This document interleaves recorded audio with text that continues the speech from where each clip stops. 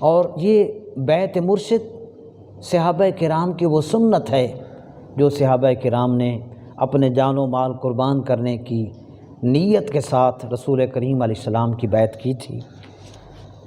مثلا وہ بیعت عقبہ ثانیہ جب مدینہ منورہ سے 70 صحابہ کرام آئے تھے اور مکہ میں عقبہ کے مقام پر دوسری بیعت کی تھی، جس میں انہوں نے شرک نہ کرنے اور نبی کریم علیہ السلام کی حفاظت اور دین اسلام کی سربلندی کے لیے سب کچھ نشاور کرنے کا معاہدہ کیا تھا، اور نبی کریم علیہ السلام کے ہاتھوں پر بیعت کی تھی۔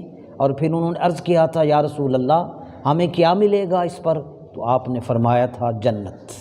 اور اس پر مالک نے ارشاد فرمایا فاستبشروا ببیعکم الذی بایعتم بہ، تم اس بیعت پر خوشیاں مناؤ جو تم نے کی ہے۔ تو یہ دراصل ایک مرید جب اپنے مرشد کامل کی بیعت کرتا ہے تو یہ وہ سنت نبوی اور سنت صحابہ ہوا کرتی ہے۔